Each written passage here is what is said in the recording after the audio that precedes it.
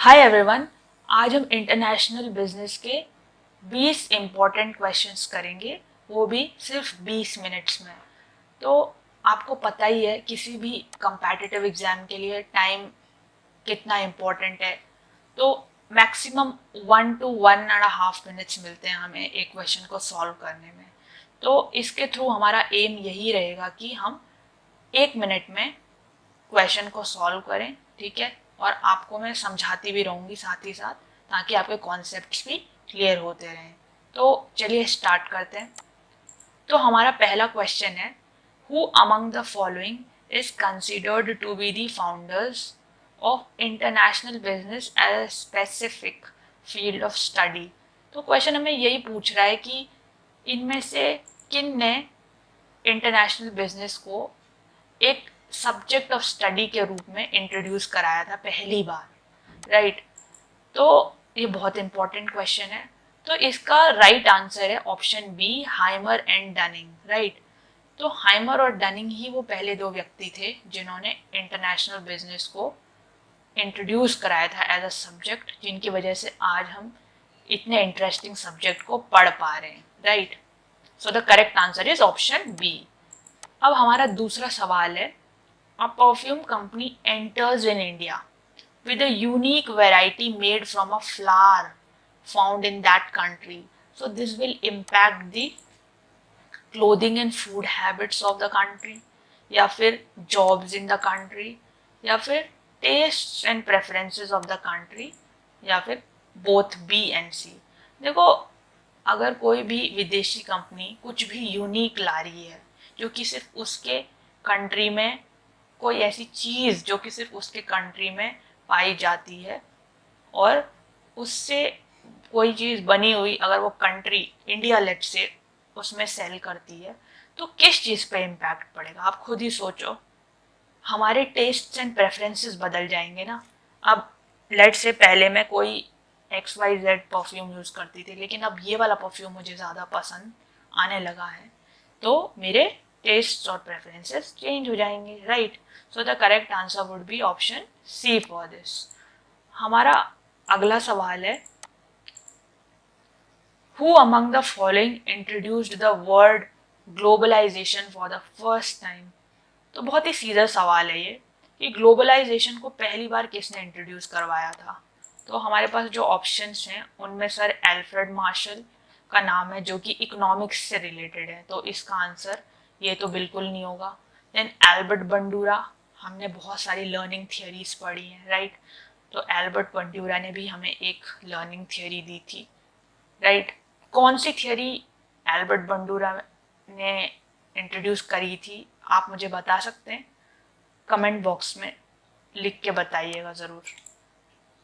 Theodore ल्यूविट या फिर Peter Drucker.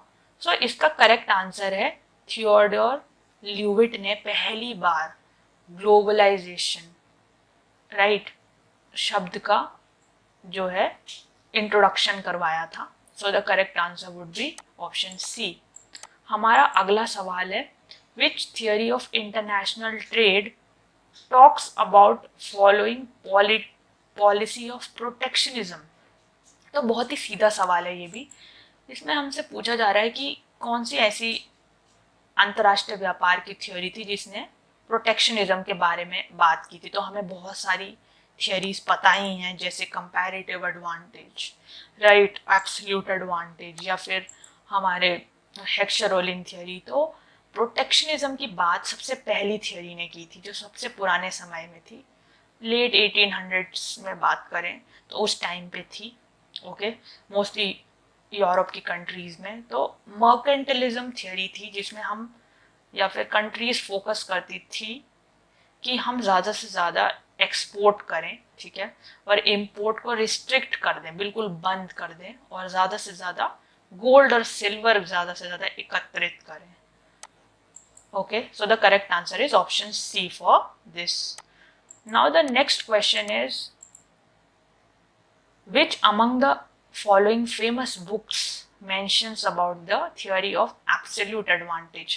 देखो, absolute advantage theory जो है वो मर्केंटलिज्म के बाद आई थी, तो ये हमें सर एडम स्मिथ ने दी थी। ओके, तो ये थियोरी जो है ना वो बेसिकली फोकस करती थी कि दो कंट्रीज के बीच में ट्रेड हो सकता है, लेकिन दोनों में से एक कंट्री को एक फैक्टर ऑफ प्रोडक्शन में अच्छा होना होगा। लेट्स से इंडिया और अमेरिका है, हम दोनों में ट्रेड तभी हो सकता है जब हम में से एक कंट्री एक चीज में या एक factor of production, let's say मैं लेबर में अच्छी हूँ, ओके, कोई और फैक्टर ऑफ प्रोडक्शन अच्छा है, ओके, तो हमारे बीच में ट्रेड हो सकता है।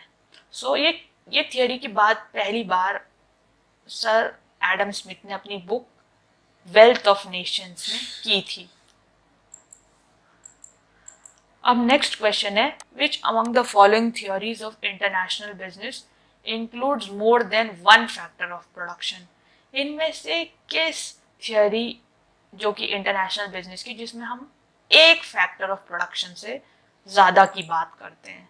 Heckscher-Ohlin theory of comparative advantage, या फिर international trade theory of opportunity, या फिर डॉक्ट्रिन ऑफ रेसिप्रोकल डिमांड। देखो, हर थियोरी जो भी इंटरनेशनल बिजनेस की है, ट्रेड की है, उसमें बात की जाती है वन फैक्टर ऑफ प्रोडक्शन की, बस हेक्सर-ओहलिन को छोड़कर, ठीक है।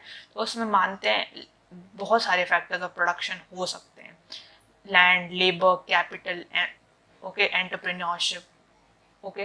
तो इनमें से बहुत सारे फैक्टर्स जो हैं हमारे इंटरनेशनल बिजनेस में रोल प्ले कर सकते हैं। ये पहली बार एली हेक्सर और बर्टिल ओहलिन ने बताया था। Okay, so the correct answer is option A for this. Now the next question is, name the modern theory among the following. बहुत ही सिंपल सा सवाल है कि इनमें से कौन सी मॉडर्न थियोरी है? Doctrine of reciprocal demand, global strategic rivalry theory, product life cycle theory, या फिर आपकी बोथ बी एंड सी। देखो, हमने मॉडर्न थियोरीज पढ़ी हुई हैं, ठीक है, कौन कौन सी हैं? कंट्री सिमिलैरिटी थियोरी है, राइट, मॉडर्न थियोरीज में। हमारी प्रोडक्ट लाइफ साइकिल थियोरी है, ग्लोबल स्ट्रेटेजिक राइवलरी थियोरी भी है, और अगर आपको याद होगा तो Porter's national competitive advantage theory भी है। तो इनमें से कौन सी थियोरी नहीं है? देखो, डॉक्ट्रिन ऑफ रेसिप्रोकल डिमांड नहीं है, वो हमारी मॉडर्न थियोरी नहीं है, ओके, वो ट्रेडिशनल थियोरी का पार्ट है। So the correct answer for this would be option B and C, both, okay. अब हमारा अगला सवाल है, according to sir Michael Porter, which among the following does not give a competitive advantage to a product. देखो, किसी भी country में अगर कोई चीज़ बहुत अच्छे से होती है, एज इन बहुत उस चीज़ की डिमांड है वर्ल्ड वाइड, जैसे जर्मनी की कार्स, BMW, ऑडी, उनकी कितनी डिमांड है पूरी दुनिया में, राइट। तो इसके कुछ कारण होते हैं। तो सर माइकल पॉटर ने ऐसे कुछ कारण बताए थे, बेसिकली 4 से 5 कारण बताए थे जिनकी वजह से नेशनल कंपैटिटिव या इंटरनेशनल कंपैटिटिव एडवांटेज उस प्रोडक्ट को मिलता है। तो ये क्वेश्चन पूछ रहा है कि इनमें से किस रीजन की वजह से नहीं मिलता है कंपैटिटिव एडवांटेज?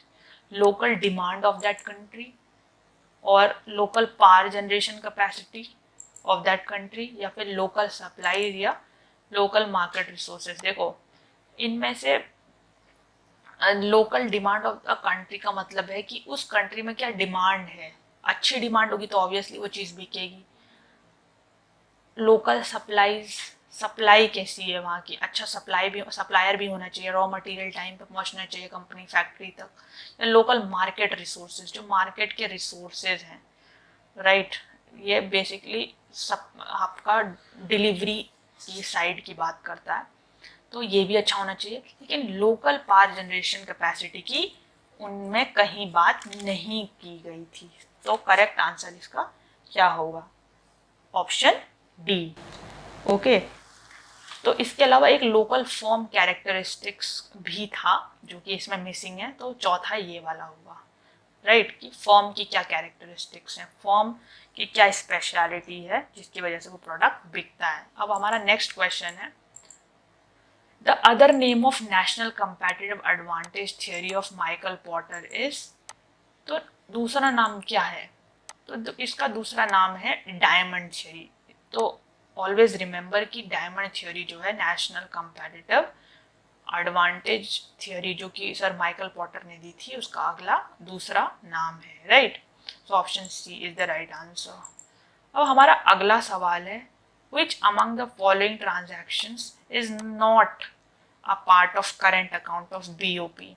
तो हमें पता है कि जो हमारा बैलेंस ऑफ पेमेंट अकाउंट है, जिसमें हमारे जितने भी इकोनॉमिक ट्रांजैक्शंस हैं, हमारे जितने भी इंपोर्ट्स हैं, एक्सपोर्ट्स हैं, उनका लेखा जोखा होता है, राइट। तो अब हमको क्वेश्चन ये पूछ रहा है कि देखो वो दो पार्ट्स में डिवाइड होता है, करेंट अकाउंट और कैपिटल अकाउंट में। तो हमको क्वेश्चन ये पूछ रहा है कि इनमें से करेंट अकाउंट का क्या पार्ट नहीं है। तो करेंट अकाउंट में हमेशा याद रखना कि विजिबल और इनविजिबल आइटम्स आते हैं।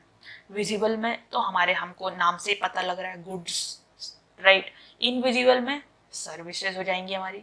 उसके अलावा इन्वेस्टमेंट इनकम भी आता है और ट्रांसफर्स भी आता है, राइट। तो हमारे पास जो ऑप्शंस हैं उनमें हमारे पास एफडीआई है, डिविडेंड है, रेमिटांसेस हैं या सर्विसेज है। तो सर्विसेज पार्ट है करेंट अकाउंट का, डिविडेंड भी पार्ट है, राइट। इन्वेस्टमेंट इनकम के अंदर ही आता है वो इनविजिबल आइटम्स में। रेमिटेंसेस भी हैं, वो ट्रांसफर्स के अंदर आता है।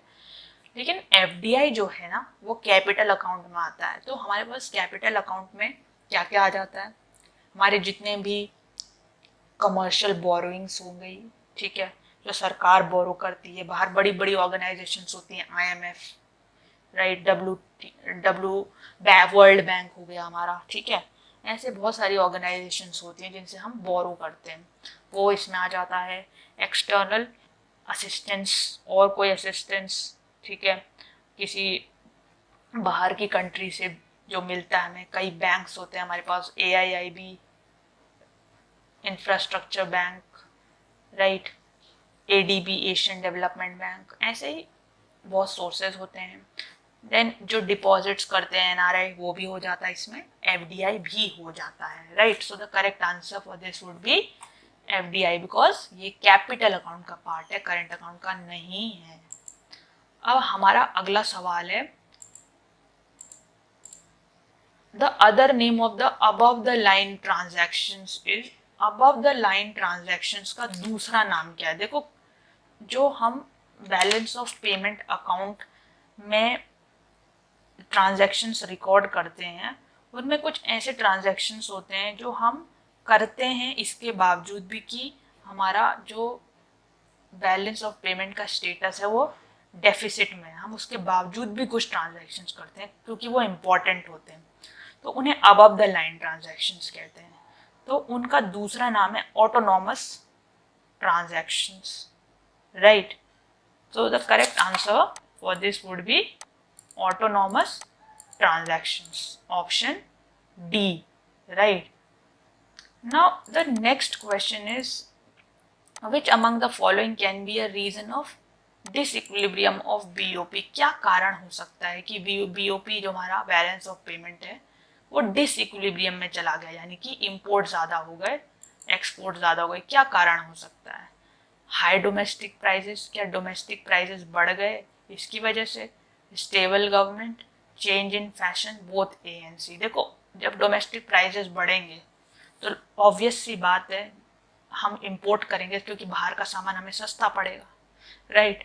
स्टेबल गवर्नमेंट होगी तो उससे डिसइक्विलिब्रियम नहीं होता, उससे इक्विलिब्रियम हो सकता है। अच्छी गवर्नमेंट रहेगी तो ऑब्वियसली चीज़ें अच्छे से होंगी, ठीक है। Then change in fashion, yes very right, fashion बदल गया, लोगों को अब वेस्टर्न कपड़े ज़्यादा पसंद आने लग गए, तो या फिर वेस्टर्न फूड ज़्यादा पसंद आने लग गया, तो वो बाहर से उनका फैशन बदल जाएगा, राइट।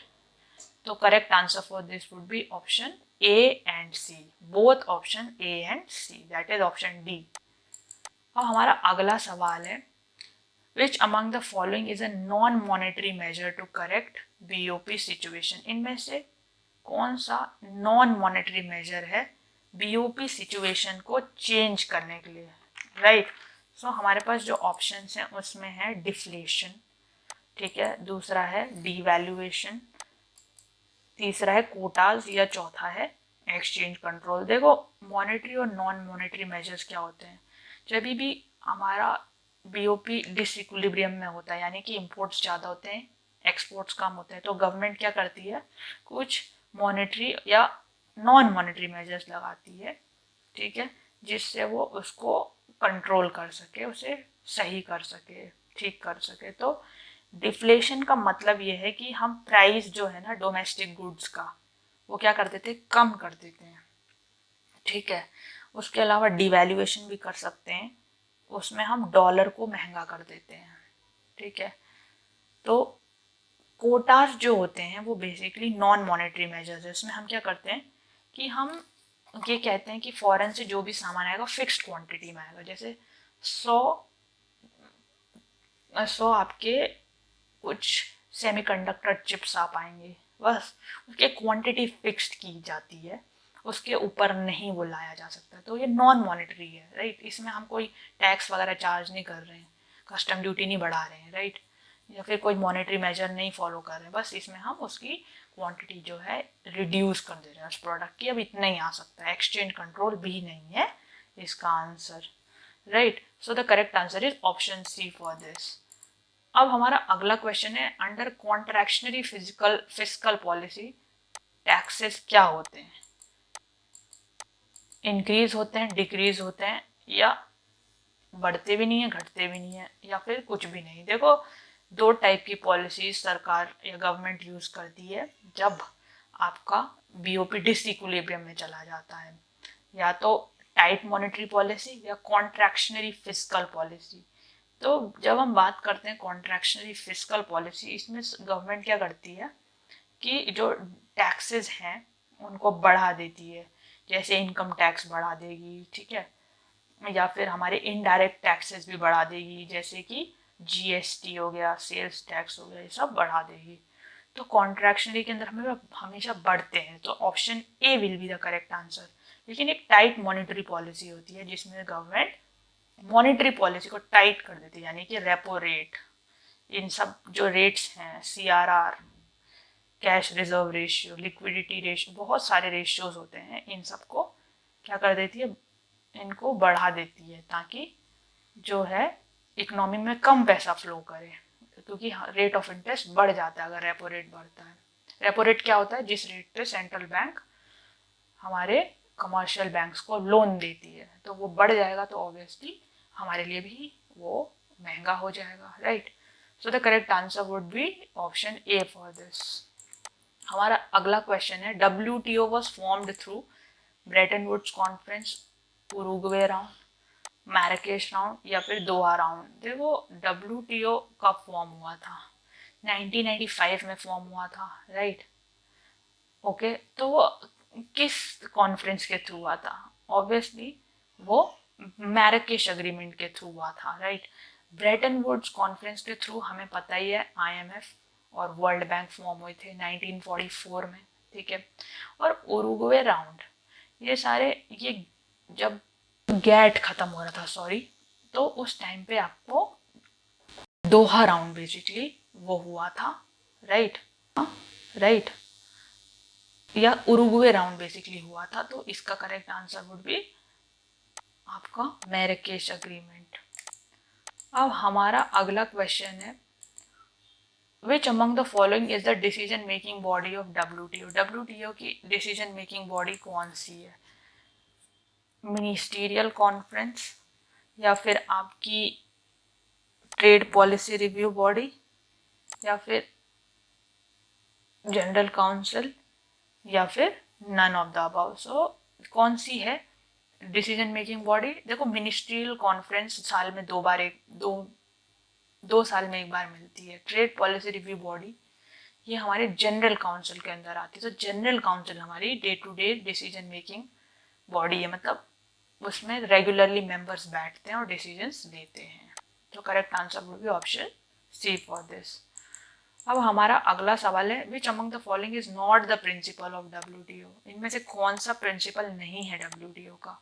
रेसिप्रोक्रेसिटी, नेशनल ट्रीटमेंट या फिर rationality, none of the above. तो इसका करेक्ट आंसर है रैशनैलिटी। उसके तीन बेसिकली प्रिंसिपल्स हैं, national treatment, okay, most favoured nation या रेसिप्रोक्रेसिटी। तो इसमें से उसका रैशनैलिटी नहीं है principle, okay. Which among the following is not an official language of WTO? English, Japanese या फ्रेंच या स्पेनिश। देखो तीन ऑफिशियल लैंग्वेजेस हैं WTO की, इंग्लिश, फ्रेंच और स्पेनिश, जापानीज नहीं है। So the correct answer would be option B for this. अब हमारा अगला सवाल है, who has been recently appointed as the director general of WTO? Roberto Azevedo, Ngozi Okonjo Iweala, Christine Lagarde या David Malpass. So इसका correct answer है option B, that is Ngozi Okonjo Iweala, right. तो ये बहुत important question है आपके current affairs के point of view से। So option B is the right answer. अब हमारा जो अगला सवाल है, what is the de minimis limit for amber box subsidy items of developing countries as per WTO agreements? तो डी मिनिमस लिमिट क्या होती है? एक ऐसी लिमिट जिस पे आप सब्सिडी दे सकते हो अपने कंट्री में, राइट। एम्बर बॉक्स सब्सिडी दे सकते हो। एम्बर बॉक्स आइटम्स बेसिकली वो वाली आइटम्स होते हैं जो बहुत ट्रेड को डिस्टॉर्ट कर सकते हैं, तो इसकी एक लिमिट सेट कर दी गई है, जैसे 10% या फिर आपकी जो भी लिमिट है वो सेट कर दी गई। तो डेवलपिंग कंट्रीज के केस में ये 10% है, राइट। एम्बर बॉक्स आइटम्स कौन से हो जाते हैं? जैसे आपने किसी फर्टिलाइजर पे सब्सिडी दे दी, राइट, किसी एग्रीकल्चरल आइटम पे दे दी, तो ये डिस्टॉर्ट कर सकते हैं ट्रेड को, तो इसलिए लिमिट सेट की गई है। So this was all for today. Thank you so much for